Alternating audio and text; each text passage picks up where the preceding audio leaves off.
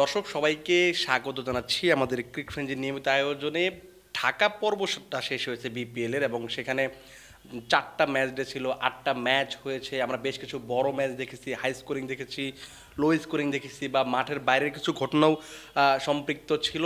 এই ঢাকা পর্ব শেষে বিপিএল এখন সিলেটে চলে গেছে, চায়ের শহর যেটাকে বলা হয়ে থাকে। 6 জানুয়ারি সেখানে ম্যাচ শুরু হবে। তার আগে ঢাকা পর্বটা কেমন গেল, দলগুলো কীভাবে পারফরমেন্স করলো, বা দেশি ক্রিকেটারদের পারফরমেন্স কেমন ছিল, সেই ব্যাপারগুলো আমরা একটু আলোচনা করব।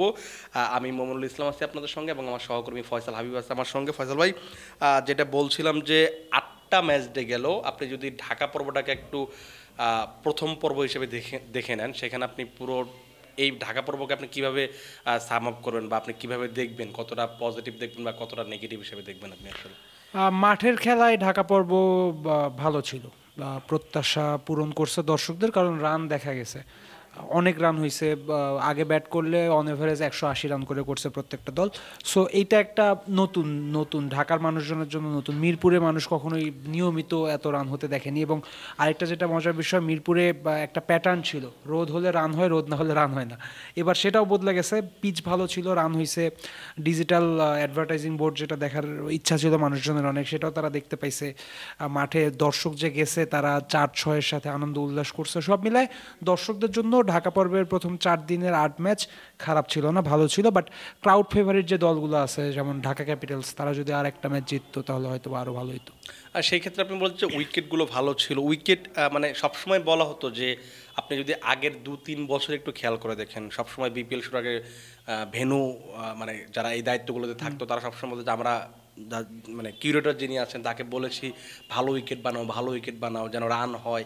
তারা সবসময় এটা মিডিয়াতে বলতেন, কিন্তু মাঠে ওই রিফ্লেকশনটা দেখা যেত না। এইবার যখন ফারুক আহমেদ 2 মাস আগে বলছিলেন যে এবার আমরা বিপিএল রান দেখতে চাই, তখনও কিন্তু আমি নিজেও বিশ্বাস করছিলাম না যে আমরা আসলেই মিরপুরে রান দেখব। অনেকে ধরে নিয়েছিলেন যে মিরপুরের আসলে স্বভাবগতভাবেই এরকম যে এইখানে রান হবে না, কিন্তু এইবার হলো। সেই ক্ষেত্রে আসলে পার্থক্যটা কোথায়, বা মানে কোন জায়গার কারণে আসলে মনে হচ্ছে যে এবার রান হয়েছে? মেইন পার্থক্য আমার কাছে 2টা বিষয় মনে হয়েছে। প্রথমত যেটা বলি সেটা হলো যে ঢাকায় রান হয় না, এটা পুরোপুরি সঠিক নয়। ঢাকায় ওয়ানডেতে 300+ রান হয়েছে এমন ম্যাচ আমরা দেখছি, T20তেও আগে 200+ রানের ম্যাচ দেখছি। ঢাকায় রান হয়, কিন্তু ঢাকায় রান তখনই হয় না যখন মাঠ আর পিচ সবই খুব ক্লান্ত হয়ে যায়। আপনি যদি আগের বছরগুলো দেখেন, প্রত্যেক বছরই বাংলাদেশে যত খেলা হয় মেজরিটি অফ দেম ঢাকাতেই কিন্তু খেলা হয়, মিরপুরেই খেলা হয়। কিন্তু এবছর মিরপুরে তেমন কোনো খেলাই হয়, লাস্ট 1-1.5 বছরই মোটামুটি এই চেঞ্জটা পুরাপুরি। 24 সালে মিরপুরে তেমন কোনো খেলা হয়নি। আপনি যদি দেখেন, ছেলেরা মনে হয় জাস্ট একটা টেস্ট খেললো সাউথ আফ্রিকার সাথে, আর মনে হয় ছেলেদের আর কোনো ম্যাচ ছিল না। মেয়েদের ম্যাচ ছিল, তাও কম পরিমাণে ছিল। এনসিএলেরও খুব বেশি ম্যাচ ছিল এনসিএল এর 4 দিনের 1টা বা 2টা ম্যাচ মনে হয় ঢাকায় ছিল। বাদ বাকি এনসিএল T20 পুরো টুর্নামেন্টটা কিন্তু সিলেটে হলো। সব মিলায় 2024 সালে ঢাকার ওপর চাপ কমছে, ঢাকা ক্লান্ত হয়ে যায়নি, মিরপুরের মাঠ এবং পিচ ক্লান্ত হয়ে যায়নি। এই কারণে আমার মনে হয় কিউরেটর যিনি আছেন গামিনী ডি সিলভা, তার জন্য কাজটা করা একটু ইজি হয়েছে, উনি ব্যাটিং উইকেট প্রিপেয়ার করতে পারছেন। সেকেন্ড যে ব্যাপারটা সেটা হলো যে বাউন্ডারি ছোট করা হয়েছে। এখন এটাকে দেখে মনে হতে পারে বা খুব বেশি এফেক্ট ফেলে না, কিন্তু এটা আসলে এফেক্ট ফেলে। আপনি স্কোয়ার বাউন্ডারি প্রায় 5 মিটার করে ছোট করা হয়েছে। অফ সাইড লেগ সাইড আগে 65 মিটার করে বাউন্ডারি থাকতো, সীমানায় আগে ক্যাচ হতো, সেটা এখন ছক্কা, এক্স্যাক্টলি। এবং সামনেও 75 মিটার ছিল আগে, ওটা এখন 70 মিটার করা হয়েছে। এখন আপনি যদি দেখেন 132টা 6 হয়েছে 8 ম্যাচের মধ্যে, আরো প্রায় 230টা বা এরকম। হ্যাঁ, 230টা 4, 132টা 6। আপনি 132টা 6 8 ম্যাচে, এই 32টার মধ্যে যদি 12টাও ক্যাচ হইতো, বা ধরেন 5টা ধরেন ক্যাচ হয়েছে, একটা বল একটা ব্যাটসম্যান বাউন্ডারি লাইনে ধরা পড়ছে মানে কিন্তু এই ম্যাচে পুরো চিত্র বদলে যাবে অবশ্যই। সুতরাং এই যে 5 মিটার করে কমা হয়েছে, এটা মনে হচ্ছে যে মাত্র 5 মিটার কমানো হয়েছে, কিন্তু এই 5 মিটারে অনেক বড় একটা প্রভাব পড়ছে। এবং পিচ ভালো হয়েছে, তার সাথে বাউন্ডারিও ছোট করা হয়েছে। এই 2টার কম্বিনেশনে আসলে ঢাকায় এত রান দেখা গেছে। মানে যে মানে আপনার যেটা ফারুক আহমেদ যেটা বলেছেন যে আমরা রান চাই, রান দেখাতে চাই, সেটা দেখানোর জন্য তার যা করা প্রয়োজন ছিল, মানে তার দিক থেকে আর কি, যে আমি মানুষকে দেখাতে চাই, সেটা তিনি করতে পেরেছেন। আমি যেটা জানতে চাচ্ছি যে এই যে এখন ঢাকা পর্বের খেলাটা শেষ, আগে যেমন দেখা যেত যে ঢাকা থেকে সিলেট যেত, আবার সিলেট থেকে ঢাকায় আসতো, আবার চট্টগ্রাম, আবার ঢাকা, সো ওই ঢাকা খেলার মাঝেই থাকতো। এখন প্রায় 2-3 সপ্তাহের একটা 3 সপ্তাহের বড় গ্যাপ থাকছে। আপনার কাছে কি মনে হচ্ছে যে এই যে 3 সপ্তাহের গ্যাপ পাওয়ার কারণে লাস্ট ফেজটা যখন আমরা দেখব, ওই সময়টাতে রানের একটা বড় ব্যাপার থাকবে, কারণ ওই সময় টুর্নামেন্টটা জমে ওঠার একটা ব্যাপার থাকবে। সেই ক্ষেত্রে এই এখন যে 100 অ্যাভারেজে প্রথম ইনিংসে 180 রান হচ্ছে, সেটা কি আরও বেশি বাড়তে পারে বলে আপনার একটা ধারণা করেন? 180 ক্রস করে যাবে এই চান্স কম। কেন কম আমি বলি, কারণ ঢাকার প্রথম 4 দিনে Shaheen Afridi, Kyle Mayers, Alex Hales, Mohammad Nabi অনেকেই কিন্তু খেলছে। 10 তারিখের পরে কিন্তু বেশিরভাগ এই বিদেশি প্লেয়ারগুলোকে পাওয়া যাবে না। তখন দেখা যাবে যে বিদেশিগুলো আসতেছে তাদের চাইতে বাংলাদেশের লোকাল প্লেয়ারদেরই স্কিলও বেশি, স্টারডমও বেশি। তাই 180 ক্রস করে প্রত্যেক ম্যাচে ম্যাচে 200 রানের ওপর করে হবে ঢাকার পরবর্তী ফেসে, এটা আমার তেমন মনে হয় না। বাট এই যে এই 3 সপ্তাহের একটা গ্যাপ, এটাও এগেইন কিউরেটরকে খুব হেল্প করবে, কারণ যত বেশি আপনি সময় পাবেন তত আপনি মাঠটা মন মতো করে বানাতে পারবেন। সেক্ষেত্রে ঢাকার পরবর্তী ফেসেও রান ফেস্ট কন্টিনিউ থাকবে বলে আমার মনে হয়। তবে একটা জিনিস আমার যেটা মনে হয়েছে, প্রথম 4 দিনের ম্যাচে আউটফিল্ডের অবস্থা কিন্তু খুব একটা ভালো মনে হয়নি। ঢাকার আউটফিল্ড আগে বেশ ডেকোরেটেড ছিল, সুন্দর ঘাসের আস্তরণ ভালো ছিল, একই কালার ছিল, সবুজ কালারই ছিল পুরোটা। এখন একটু জায়গায় জায়গায় একটু হলদেটে ভাব, কোথাও হয়তো বা ঘাসের একটু সমস্যা হয়েছে। এটা লাস্ট যখন মিরপুরের নতুন করে ঘাস বিছানো হলো মাঠে, তারপর থেকে আমরা এটা দেখেছি। বাট এটা কি যে রাজারবাগ থেকে মনে হয় খুব সম্ভবত লাস্ট ঘাসটা নিয়ে আসে, এক্স্যাক্টলি, এটা হ্যাঁ, একটা প্রভাব কিনা? এটা একটা প্রভাব হতে পারে ওর। তারপরই আসলে মূলত দেখেছি যে, এবং নতুন করে ঘাস লাগানোর পরে অস্ট্রেলিয়ার এগেনস্টে যে একটা টেস্ট ম্যাচ হয়েছিল, সেটাতে ডিমেরিট পয়েন্টও কিন্তু পেয়েছিল মিরপুর স্টেডিয়াম 2016 সালের কথা। কিন্তু তখন থেকেই এই যে ঘাসের চেহারাটা একটু বিলীন, মানে কি মানে মাঠে ওই পিচের বাইরে দেখতে যে সৌন্দর্যের ব্যাপারটা, তো সেটা একটা হারিয়ে গেছে। তো গামিনী তো এর আগেও করেছেন, মাঠকে নানাভাবে ডেকোরেট করেন, নানাভাবে নানা রকম ডিজাইন করেন। সো ওই 3 সপ্তাহ যে সময় পাওয়া যাবে, যদি আউটফিল্ডটা সুন্দর করা সম্ভব হয় আরও, তাহলে বিপিএল টিভিতে দেখতে আরও ভালো লাগবে। আপনি মাঝে একটা কথা বলছিলেন যে পরের দিকে যে বিদেশিগুলো আসবে তাদের চেয়ে দেশিদের স্কিল বেশি থাকবে বা পারফরমেন্সটা বেশি থাকবে, সেটা আপনি এক্সপেক্ট করছেন। আমি যদি এই 8টা ম্যাচ দেখি, সেখানে কিন্তু আমাদের বিপিএলের যে নিয়মটা হয়ে দাঁড়িয়েছে, সবসময় দেখা যেত সেটা যে বিদেশিরা আসবেন, পারফর্ম করবেন, লাইমলাইট নিয়ে যাবেন, মানে স্টার তারা, আর দেশিরা শুধু হেল্প করবেন, ব্যাপারটা এরকম দেখা যেত। আপনি যদি লাস্ট 8টা ম্যাচে দেখি, স্ট্যাটগুলো যদি দেখি, সেখানে কিন্তু ব্যাটিং বোলিং সবখানে দেশিদের একটা দাপট আছে। আপনি যদি ব্যাটিংয়ে দেখেন, আপনি এনামুল হক বিজয় সবচেয়ে বেশি রান করেছেন, তারপর হয়তো থিসারা পেরা, ওসমান খানে বা আছেন, তার সঙ্গে আপনি সাইফ হাসান আছেন, ইয়াসির আলী রাব্বি আছেন। এই যে দেশিদের পারফর্ম করা বা দেশিরা এখন এই যে সামনে থেকে নেতৃত্ব দেওয়া দলকে, সেটাকে আপনি আসলে কীভাবে দেখছেন এবং সেটার পেছনে একটা কারণ কি আপনার কি মনে হয় কিনা? আমি একটু যদি আরও অ্যাড করি যে এই যে লাস্ট কয়েকদিন আগে NCL T20 হলো, সেটার একটা বড় প্রভাব আছে কিনা? দেখেন, সর্বোচ্চ রান সংগ্রাহকের লিস্টে বাংলাদেশিরা থাকে, সবসময় থাকে, 5 জনের মধ্যে 2জন 3জনও বাংলাদেশি থাকে, কিন্তু স্ট্রাইক রেটটা হয় সমস্যা। যেমন 2020 অথবা 21-এর বিপিএলে মনে হয় তামিম ইকবাল হাইয়েস্ট রান গেটার ছিল, কিন্তু স্ট্রাইক রেট কিন্তু ওই মানে T20 সুলভ ছিল না। সো এরকম প্রত্যেক বছরই থাকে। এবার যেটা পরিবর্তন হয়েছে সেটা হলো যে ছক্কা মারার যে লিস্ট, ওখানে বাংলাদেশিরা সব জায়গায় আছে। 3 ম্যাচে 11টা ছক্কা মারছে ইয়াসির আলী রাব্বি, 2 ম্যাচে 10টা ছক্কা মারছে মাহিদুল অঙ্কন, 3 ম্যাচে 8টা ছক্কা মারছে এনামুল হক বিজয়। সো এই যে বেশি বেশি বাউন্ডারি মারতে পারছে বাংলাদেশি ব্যাটাররা, বেশি বেশি স্ট্রাইক রেটে খেলতে পারছে, রান করার স্ট্রাইক রেট দুইটাই একই সাথে মেনটেন করতে পারছে, এটা অবশ্যই একটা ভালো দিকে একটা পরিবর্তন অবশ্যই। আর ওটাতে আসছিলাম যে অ্যাপ্রোচের কথা যেটা বললেন, আপনি যদি অঙ্কনের দিকে তাকান অথবা রাব্বির দিকে তাকান, তাহলে ঠিক বিপিএল খেলতে আসার আগেই ওরা কিন্তু 7টা 8টা করে T20 ম্যাচ খেলছে, ঠিক বিপিএলে 1 সপ্তাহ 2 সপ্তাহ আগে। তখন ওই T20-র মধ্যেই ঢুকে গেছে তারা, মাইন্ডসেটটাও ওভাবে হয়ে গেছে। সিলেটেও ভালো উইকেটে তারা খেলছে, যে সিলেটে যখন তারা লোকাল বোলারদের মারতে পারছে, ছক্কা যখন মারতে পারছে, তখন তাদের বিশ্বাস হয়েছে আমি যে কোনো বোলারকেই মারতে পারবো, যে কোনো পিচেই মারতে পারবো। সেটাই কিন্তু অঙ্কন, রাব্বি এদের ব্যাটে আপনি সেটাই প্রতিফলন দেখবেন। তাই এই NCL T20টা, এটার ভূমিকা আসলে কোনোভাবে অস্বীকার করার উপায় নেই। এটা যত বলবেন তত কম হবে। এই টুর্নামেন্ট বছর কন্টিনিউ হলে বিপিএল এর মানও দেখবেন অটোমেটিক্যালি। সেটাতে আরও একটা আমি জিনিস যোগ করতে চাই যে আপনি যদি লাস্ট এই যে টপ 5 দেখেন, মানে বোলিং বোলিংয়ের ক্ষেত্রে হয়তো আপনি নাহিদ রানা বা তাসকিন আহমেদকে দেখবেন, কিন্তু ব্যাটিংয়ে যদি আপনি খেয়াল করে দেখেন, এই যে এনামুল হক বিজয়ের কথা বলছেন আপনি, ইয়াসির রাব্বি, মাহিদুল ইসলাম অঙ্কন, এরা কিন্তু কেউই আসলে জাতীয় দলের মানে T20 বা ওয়ানডে দল আছেন এরকম কিন্তু কেউ না, খুব কাছাকাছি আছেন এরকম ব্যাপারটাও না। তারপর আপনি সেরা 10-এও যদি আপনি খেয়াল করে দেখেন, সেরা 10-এও এরকম বড় নাম নেই যারা জাতীয় দলে খেলছেন বা এরকম অবস্থায় আছেন। আপনার কাছে কি মনে হয় যে 8টা ম্যাচ গেল, কিন্তু জাতীয় দলের ধরেন সেরা 15 জন বিশেষ করে আপনি যদি বলেন যে সেরা 10 জন ব্যাটার বা 5 জন ব্যাটার, তাদের কেউ সেরা 10-এ নেই বা সেরা 5-এ নেই, এইটাকে আপনি আসলে কিভাবে দেখবেন, এখন কারণটা কি? প্রথমে বলি যে জাতীয় দলের ব্যাপারটা যেটা আপনি বললেন, টি-20-তে এখন জাতীয় দল নাই নাই শুনতে অদ্ভুত লাগবে, কারণ কেন নাই আমি বুঝাই বলি। 11 জন প্লেয়ার আপনি ন্যাশনাল টিমের টি-20-তে বানাবেন। লাস্ট ওয়েস্ট ইন্ডিজের এগেনস্টে যে 11 জন খেলছে হয়তো বা ওই 11 জনকে আপনি দেখবেন। তো আমি যতদূর জানি, আমার কাছে যতদূর খবর, এই মুহূর্তে ন্যাশনাল টি-20 টিম বলে কিছু নাই, মানে একেবারে এই বিপিএল এর পরে একেবারে নতুন করে শুরু করার একটা ব্যাপার থাকবে। সুতরাং এই যে ধরেন লিটন রান করছেন না, শান্ত রান করছেন না, এখানে রান করার পরেও তারা টি-20 দলে জায়গা পেয়ে যাবেন, এটা কিন্তু বলা যাবে না। আমি যতদূর জানি নির্বাচকদের চিন্তা এটাই, একেবারে নতুন করে একটা দল বানাবে। 2025 আর 2026 টি-20 বিশ্বকাপের আগ পর্যন্ত 25 থেকে 26টা টি-20 ম্যাচ বাংলাদেশ ন্যাশনাল টিম পাবে।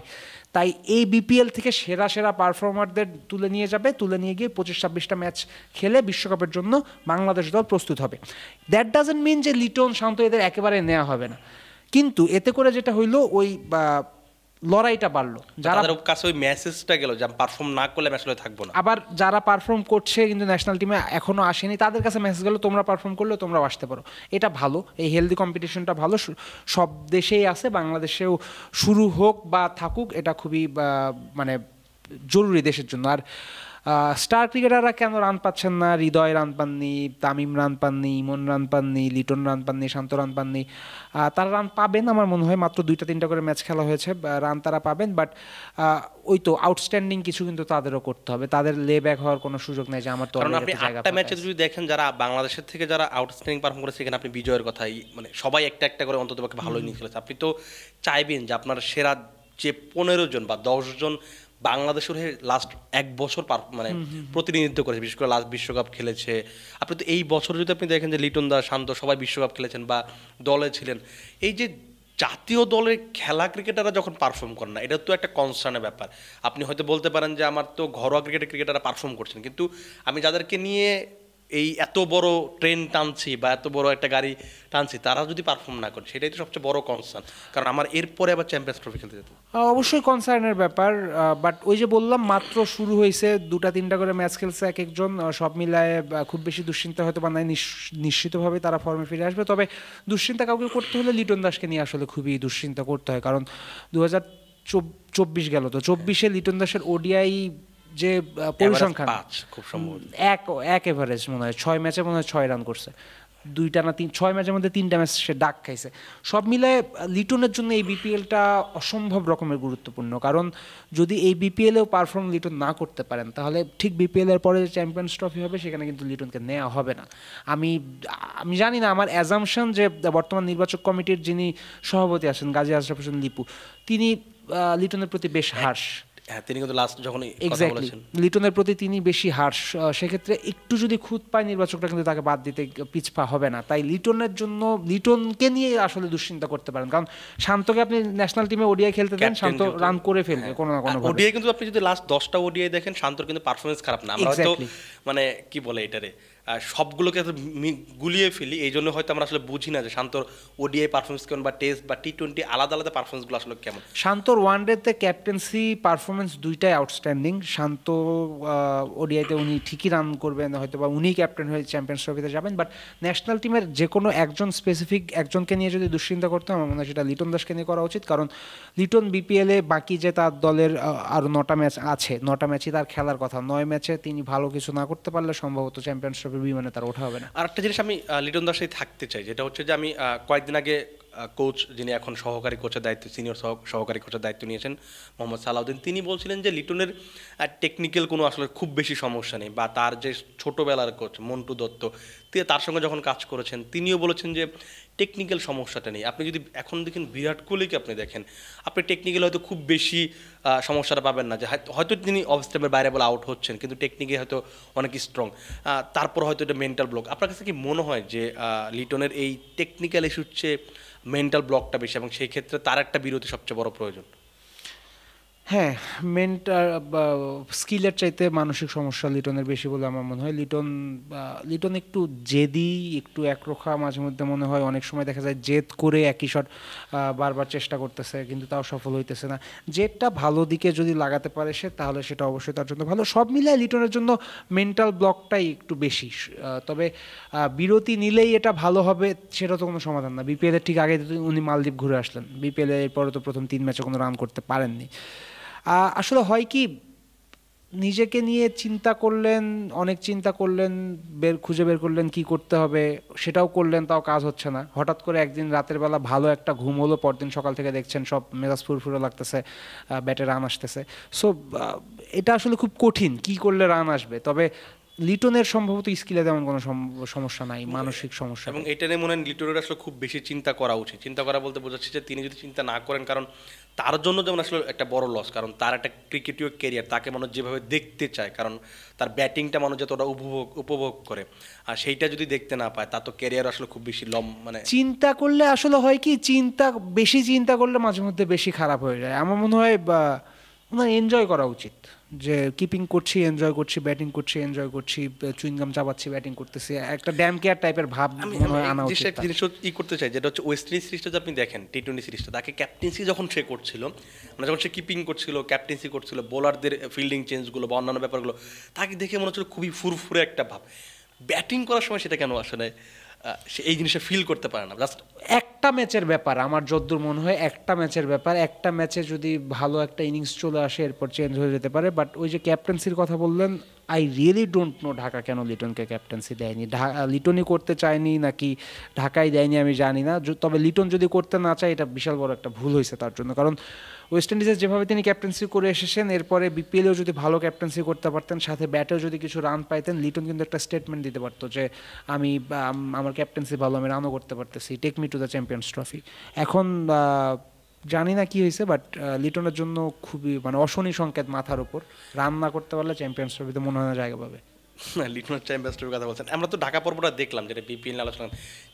সিলেট পর্বে আসলে আপনি কি এক্সপেক্ট করছেন, কেমন হতে পারে? সিলেটে সবসময় আমরা রান দেখি, কিন্তু এমনও দেখা গেছে যে সিলেটের পরের দিকে আবার রান কম হয়। আমরা যদি লাস্ট এনসিএল দেখি, প্রথম দিকে বেশ কিছু ম্যাচ 180, 85, 200, 190 রানও চেয়েছে, কিন্তু আবার আপনি যদি ফাইনালের দিকে তাকান, বা কোয়ার্টার ফাইনাল যে ম্যাচগুলো ছিল, সেখানে 120 রান, 30 রান বা 150 রানও হয়েছে। আপনার কাছে কি মনে হয় যে 10-12 দিন যে গ্যাপ ছিল, সেখানে আসলে উইকেটটা কি ওইভাবে প্রিপেয়ার হওয়া সম্ভব হয়েছে কিনা? 10-12 দিনের গ্যাপ আসলে ছিল না। আমি বলি ঘটনা, আমরা সিলেট থেকে সম্ভবত আসছিলাম 24 তারিখ রাতে মনে হয় ফিরলাম। ওই দিনই দেখলাম সিলেটের শহরে বড় করে গেট লাগানো হচ্ছিল, শহীদ জিয়া ক্রিকেট টুর্নামেন্ট। সেটা কিন্তু মেইন মাঠেই হয়েছে, আউটার মাঠে হয়নি, মেইন মাঠে হয়েছে। ওই টুর্নামেন্টটা শুক্রবার 28 ডিসেম্বর শুক্রবার শুরু হয়েছিল। আমি শিওর না কয়দিন ধরে চলছে বা কয়টা ম্যাচ হয়েছে। তবে হ্যাঁ, এনসিএলের লাস্টের দিকে উইকেট আসলে ফাইনাল ম্যাচেও আম্পায়ার মানে ম্যাচ শেষে আম্পায়াররা লিফট দিয়ে নামছিলেন, তখন আমি ছিলাম। আম্পায়াররা নিজেরা গল্প করতেছিল যে শুনলাম ব্যাটিং উইকেট দিবে, কোথায় ব্যাটিং উইকেট, মাত্র 65 রানে অল আউট হয়ে গেল। আরেক আম্পায়ার বললো যে না, অ্যাটলিস্ট 140 রান করার মতো পিচ তো ছিলই, 65-তে কেন অল আউট হলো। সুতরাং লাস্টের দিকে কিন্তু কিউরেটররা চেষ্টা করেও ব্যাটিং উইকেট প্রডিউস করতে পারেননি, কারণ অনেক ম্যাচ হয়েছে। কিন্তু 10-12 দিনের ব্যবধানে সিলেটে বেশ কিছু ম্যাচ হয়েছে, তার জন্য উইকেট মানে ওভাবে প্রিপেয়ার করা যায়নি। আমি শিওর না এখন কি অবস্থা, ওই টুর্নামেন্ট কয়দিন চলছে বা পিচ। এখন ওই ধরনের টুর্নামেন্টে তো প্রফেশনাল ক্রিকেটাররাও খেলেন না, তো সেক্ষেত্রে পিচের ড্যামেজ আরও বেশি হতে পারে। আমি এই প্রশ্নে আমি এখানে যেতে চাচ্ছিলাম যে আপনি একটা ইন্টারন্যাশনাল ভেন্যু, সেখানে আপনি কিভাবে একটা বিভাগীয় টুর্নামেন্টের বা বিভাগীয় না, জেলা শহরে একটা টুর্নামেন্টকে আপনি খেলার অনুমতিটা দেন কিভাবে? এটা কি আসলে এটা আমার জাস্টিফাইড? এটা আমার এটা বলার মতো নাই কিছু, আমার পারমিশন নাই এই প্রশ্নের উত্তর দেওয়ার। আমি উত্তর দিতে পারি কিন্তু আমার পারমিশন নাই। তবে ওই যে বললাম, 2টা মাঠ সিলেটে, আউটার স্টেডিয়ামে আপনি টুর্নামেন্টটা চালাতে পারতেন। তবে যারা আয়োজক তারা হয়তো বা চিন্তা করছে আউটার স্টেডিয়ামে চালালে তাদের ইগোতে সমস্যা হবে, তারা কেন আউটারে খেলবে, তারা এক্স্যাক্টলি। হ্যাঁ, মজার ব্যাপার হইলো যে এনসিএল টি20তে কিন্তু ফ্লাড লাইটের ইউজ হয়নি, ওই টুর্নামেন্টটা ফ্লাড লাইটের আন্ডারে হয়েছে। সো ওই যে বললাম উনাদের হয়তো বা ইগোতে লাগছে যে বাইরে কেন খেলবো, আমরা মেন মাঠেই খেলবো, তার জন্য অনুমতি দিতে হয়েছে। আমি শেষ করবো, সেটার আগে একটা জিনিস হচ্ছে যে এই যে সিলেট পর্বে হয়তো আমরা 2-4 জন বিদেশি দেখবো, যেমন জেসন রয় ঢাকাতে আসবেন, তারপর অ্যালেক্স হেলস হয়তো তারা মানে যারা চুক্তিতে আছেন তারা হয়তো চলে যাবেন। আমরা তার মানে ধরে নিচ্ছি যে সিলেট পর্ব থেকেই বড় তারকাদের বিপিএল মিশনটা শেষ। তারা আসলে কতটা, আপনি যে যারা এখন পর্যন্ত খেলতেছেন তারাই কতটা জ্বলে উঠতে পারলো, বা জেসন রয় আসবেন, তিনি আসলে ঢাকার ভাগ্য কতটা পরিবর্তন হবে, বা ঢাকা আসলে কতটা নিজেদেরকে মেলে ধরতে পারবে। অন্যান্য বেশ কিছু দলও আসলে এক একজনের সাথে কথা বলার চেষ্টা করছে। আমি রাজশাহীর সঙ্গে কথা বলছিলাম, তারাও বলছিলেন যে আমরা 2-3টা দেশের ক্রিকেটারের সঙ্গে কথা বলছিলাম যে ওই IL T20 শুরুর আগে কাউকে নিয়ে আসা যায় কিনা। IL T20 শুরু হবে 11 তারিখ, আজকে 3 তারিখ। এখনো 2-1 ম্যাচ যদি খেলা রাজশাহীর ম্যাচ হইলো না 5 তারিখ বা 6 তারিখ বা 7 তারিখ, এর মধ্যে কাকে আনবে আমি জানি না। আর 1-2 ম্যাচের যেটা ব্যাপার সেটা হলো 2023-এর BPL এ সম্ভবত প্লে অফের ম্যাচে রংপুর রাইডার্স স্যাম বিলিংসকে আনছিল এক ম্যাচের জন্য 31 লাখ না 32 লাখ টাকা দিয়ে, পরে 1 রান করে আউট হয়ে চলে গেছে 1-2 ম্যাচের জন্য। তার আগের বিপিএল বা ওই বিপিএল মানে নিকোলাস পুরানো ছিল ওই ম্যাচেই, একই ম্যাচে খেলছিল, ওই ম্যাচ রংপুর হেরে বাদ হয়ে গেছিল টুর্নামেন্ট থেকে। আমি 1-2 ম্যাচের জন্য আনার পক্ষপাতী না, অ্যাটলিস্ট 3-4টা ম্যাচ খেললে সেটা ওকে জাস্টিফাইড। যেমন রিস্টপলি 3টা ম্যাচ তিনি খেলবেন, 3 ম্যাচে নতুন বলে ভালো একটা শুরু এনে দেবেন। কিন্তু ব্যাটারদের ক্ষেত্রে ব্যাপারটা আরও কঠিন। এই যে রয় 2 ম্যাচের জন্য আসবেন, ধরেন উনি আসলেন, এসে প্রথম ম্যাচ খেলতে নামে গোল্ডেন ডাক মেরে চলে গেলেন, সেকেন্ড ম্যাচে দেখা গেল যে 8 রান 10 রান করে আউট হয়ে চলে গেল। তখন ব্যাটারদের জন্য 1-2 ম্যাচের জন্য কোনো ব্যাটারকে আনা আমার কাছে খুব রিস্কি মনে হয়। তার মাঝে হচ্ছে আবার একটু ভিন্ন কন্ডিশনে ব্যাটস, অবশ্যই ভিন্ন কন্ডিশনে। এবং ওই যে আমি তো প্রথম থেকেই বলছি যে প্লেয়ারটা আপনার কাছে এক ম্যাচ 2 ম্যাচের জন্য খেলতে আসতেছে, ওই প্লেয়ার ভাই আপনাকে ওন করবে না। আমি অবাক হবেন না, আপনি ধরেন জেসন রয় আসছে, ঢাকায় হয়ে খেলে ধরেন দুবাই আবার গেছে IL T20 খেলতে। দুবাইতে কেউ যদি জিজ্ঞাসা করে তুমি কোথায় গেছিলা BPL খেলতে, কোন দলের হয়ে খেলছো, অবাক হবেন না রয় যদি দলের নামের উত্তর না দিতে পারে। স্বাভাবিক তো। হ্যাঁ, সে দেখা গেল ক্যাপিটালসের হয়ে খেলে গেছে, দুবাই যায় ভুলে গেছে আমি কোন দলের হয়ে খেলে, সেটা খুবই স্বাভাবিক। যখন আপনি কোনো প্লেয়ারকে বলবেন তুমি 2 ম্যাচ খেলবা, 2 ম্যাচে তোমাকে আমি 50 লাখ টাকা দিব, ও আচ্ছা ঠিক আছে খেলে দিয়ে যাবো, আসবে খেলবে চলে যাবে, ভালো করলো খারাপ করলো, দল জিতলো হারলো, দলের কি হলো তাদের মাথায় তো এত, আমার মাথায় আসতো না। আমি যদি ক্রিকেটার হইতাম, আমাকে যদি বলতো ভাই তুমি তো IL খেলতেছই, IL খেলার আগে বাংলাদেশে এসে আমার হয়ে 2টা ম্যাচ খেলে দিয়ে যাও, আমি বললাম আচ্ছা ঠিক আছে খেলে দিয়ে যাবো। কিন্তু ওই 2 ম্যাচে আমার প্ল্যান কি থাকবে, প্রতিপক্ষে বলার কে আছে, কার এগেনস্টে আমি কি প্ল্যান করবো, ওসব তো আমি জীবনেও করবো না। কারণ আপনি তো আসতেছি না ম্যাচের আগের দিন, মানে খুব সম্ভবত সে 5 তারিখে বা 6 তারিখে, এখন ডেটটা ফিক্সড না। ধরুন যদি 6 তারিখে আসেন, আপনি 7 তারিখে আপনাকে ম্যাচ খেলতে হবে, আপনি রাতের ফ্লাইটে এসে পরের দিন ম্যাচ খেলতে নামবেন, এটা তো আপনাদের একটা ব্লাইন্ডার টাইপের একটা ব্যাপার। অবশ্যই। সো সব মিলে যদি দেখা যায় তো যে রয় আসতেছে 6 তারিখ, এসে থাকবে বাকিটা সময়, প্রথমে একটা 2টা ম্যাচ সে ফেল করলো, কিন্তু বাকি রয়ের কাছে আপনি 2টা ম্যাচ উইনিং ইনিংস পাইতেন। যেমন আপনি হেলসের কথা বলছিলেন যে প্রথম 2টা ম্যাচ কিন্তু ভালো করতে পারেন, কিন্তু থার্ড ম্যাচে কিন্তু তিনি আবার ওই যে উইকেট বুঝে যে খেলা একটা ব্যাপার, খুব সম্ভবত 49 ইনিংস ম্যাচ জিতায় উঠছেন তিনি, এরপর আর 3টা ম্যাচ খেলবেন। তার মানে আপনি তার কাছ থেকে ওই 3 ম্যাচে অন্তত 2টো ম্যাচে খুব বড় পারফরমেন্স এক্সপেক্ট করতেই পারবেন, সেটা কিন্তু আপনি তাদের কাছে পারবেন না। দেখা যাক, তারপরও সিলেট পর্বটা শুরু হলে হয়তো আমরা দেখতে পাবো যে কী ধরনের ব্যাপার হয়। আমরা আপনাকে ধন্যবাদ ফয়সাল ভাই। আমরা আগামীকাল চেষ্টা করবো যে যেহেতু 6 তারিখে ম্যাচ আছে, সেই 2টা ম্যাচ নিয়ে আলোচনা করবো যে কাদের চান্সটা কেমন থাকবে, কোথায় কি সমস্যা আছে, কী করতে পারে, পরিকল্পনা কেমন হতে পারে, সেই ব্যাপারগুলো নিয়ে আলোচনা করবো। আপাতত আপনারা ভালো থাকুন, সুস্থ থাকুন এবং ক্রিক ফ্রেঞ্জির সঙ্গে থাকুন।